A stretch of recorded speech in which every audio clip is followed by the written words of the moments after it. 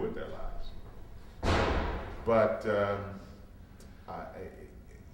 I do my balanced best. You know, it's kind of like there's a story in the scriptures of a man who was given 5 talents, and a man who was given 2 talents, and a man who was given 1 talent. And he was supposed to invest it, he was supposed to use it. Well, crazy enough, the 5 talents doubled. So I guess what I'm also telling you is, as you develop 1 talent to the best of your ability, others come. Other talents come, and you're going to have to address how you develop those and how you use those too. You know, and so I have an awesome wife who understands and has traveled the world with me. She's given me 3 sons. We've been married 33 years, which again is rare in my environment, in the arts. You know, it's a very rare thing to be married for 33 years to someone who looks like they're 33. You know, and then in terms of the music, a couple of principles that I think I live by too that help. One is, if I'm gone from home for more than 3 or 4 days, my whole family was going to go with me. So if people invited me to come do a concert in Australia or in Africa or wherever, I said, great. Is there more than 3 or 4 days? You have to pay for everybody to come. And so that has helped me. You don't try that in corporate America. They won't do that for you in corporate America. But in the arts, you may get away with it, you know. But so that's one of the principles. The other principle is, if there's anything smoking home, I'm on it. Simple. In other words, if I'm finished and there's a plane in 40 minutes, I'm going to try to get to the airport. It's harder now because you got to go through a whole lot of stuff. But I used to be, you know, you don't know this. There was a commercial with OJ for Hertz. He used to run through the airports and jump on planes before security. You know? But now it's a little more difficult. But go home. Know where home is, and make sure you get home. And so those are little things that I've had that have helped me to balance what I do. And also, get great staff, get great competent people around you that can carry the load that you can carry. And know what you do best, know where your lane is. And what I do best is to utilize my gift to open doors, to establish relationships that will allow me to utilize those relationships. I'll give you one last little thing that describes and illustrates what I'm talking about. 29 years ago, I was singing in Baltimore, Maryland, at the Civic Center. I came down off the platform. A young lady was standing there. She said, "Excuse me, sir, I just heard you sing, and I'm really discouraged." She was about to be fired from her job. She said, "I feel like I can talk to you. Do you have time to talk to me?" I said, "Sure." So she came by our home and we talked together, and I prayed with her and looked into her eyes and I said, "You know, before you go, I don't know why, but God has impressed me to tell you He's going to bless you and give you an opportunity to speak to millions of people." She said, "No, you think God would do that for me?" And it was Oprah Winfrey. And that's how we met 29 years ago. And on her show, she has announced on more than one occasion that I was the one who told her that God had a plan for her life. And she said, I just did her XM radio show. She interviewed me and she said, people come on my show and then they go away and have themselves named as my spiritual guru. She said, I have no such thing, she said. And if I had such a thing, you, Winfrey, would be that thing. But you're not my guru, you're just my friend. And because of that relationship, the Dream Academy has been blessed with millions and millions and millions of dollars because the music opened up an incredible door. Also, I would say I learned a lesson from that too, and that is treat people with respect when you don't know who they are, where they're going, or what they might be able to do for you one day. Treat all people with respect, and it will pay off. Thank you. You're welcome.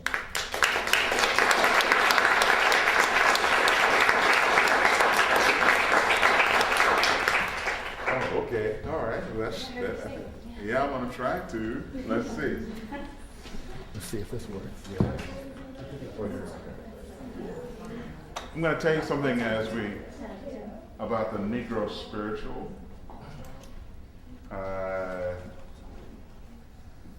Have you been studying a little bit about the Negro spiritual? Have you been exposed to Negro spiritual? Yeah. Okay. Do you know what a Negro spiritual is? Who knows what a Negro spiritual is?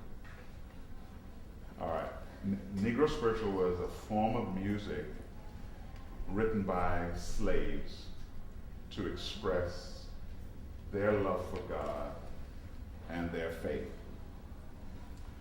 Someone once called the Negro spiritual a disturbing kind of joy. And what he was saying is, how does a slave embrace the faith of someone who has chained him, beaten him, and then turn around and find in that very faith his highest, most sublime expressions of joy? It's a disturbing kind of joy. And the Negro spiritual also, there was, throughout history, you may or may not know that it was against the law to teach slaves how to read. And so the spiritual was their way of packaging inspirational content and information and sharing it with other people, with other slaves. And so one of the things I do with my life and with my music is to keep that incredible form of music alive, the Negro spiritual. And so it's an old Negro spiritual.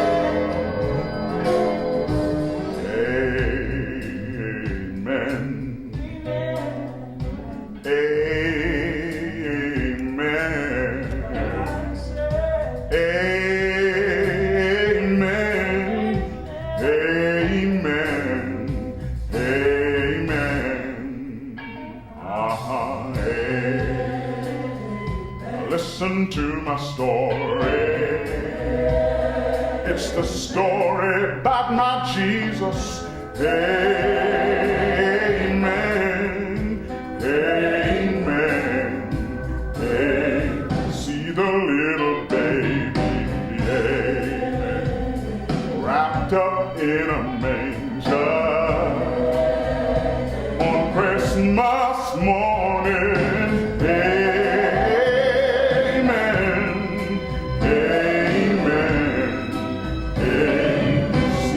By the seashore, talking to the fishermen, and he's making them disciples. Amen. Amen.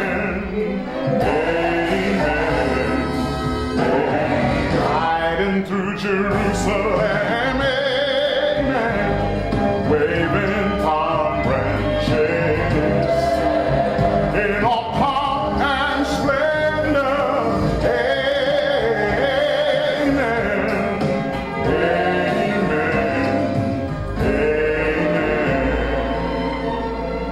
See him in the garden, praying to his Father in deepest sorrow.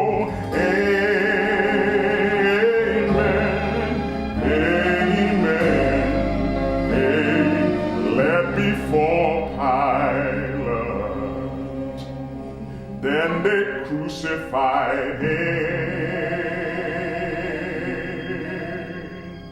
but he rose on Easter. Amen. Amen. Amen. Amen. Glory, hallelujah. Amen. He died to save you. Amen. And he lives forever. Amen.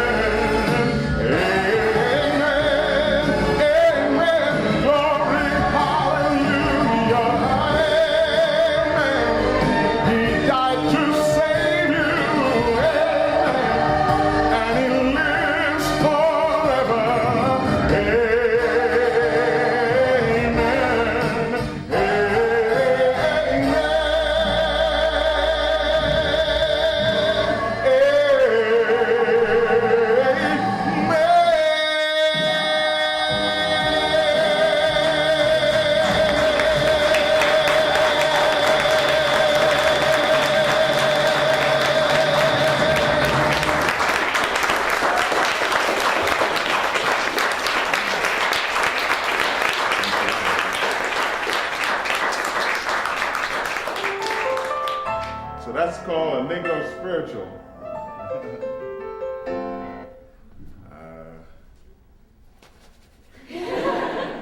That's fun. I heard an old black man say once, if that doesn't light your fire, your wood is wet.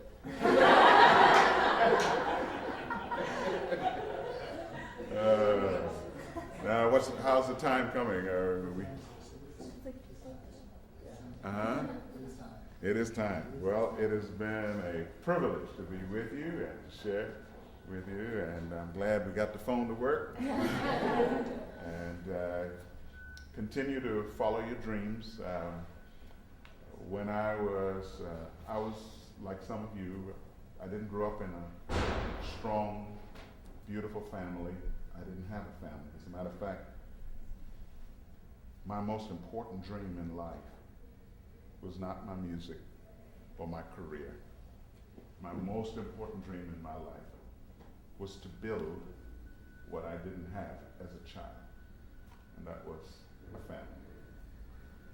That was my most important dream, and I've been able to live that dream.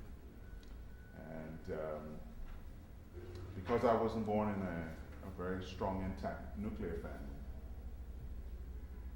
I used to like to get away from all the fussing and all the problems in that family. And I used to go out in the backyard of my house, and I had a little red tricycle. And I would turn the tricycle on its side and use one of the back side wheels on the tricycle as a steering wheel.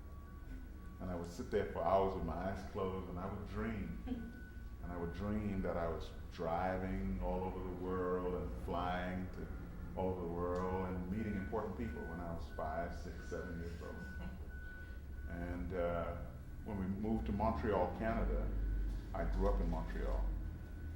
My father used to take us to the airport to say goodbye to people when they were going back home. And I'd look around to see if anybody was looking at the airport, and I would grab a handful of the luggage tags and stuff them in my pocket. And I'd go home, I'd close the door and get a pencil, and I would print my name, Wintley Phipps, Flight 393 London, Flight 676 Paris. I was just dreaming. And I was able to connect with the dream that I believe the Divine One had for my life. And there's nothing like glimpsing the dream for your life and then living it. When you live the dream for your life, there's nothing more exciting. There's nothing more exciting than to live the dream that the Divine One has been dreaming for your life. And it has been amazing. It's been amazing. And so I wish for each and every one of you that you will get clarity on the dream for your life, and that you will know the joy of living the dream for your life. Thanks so much.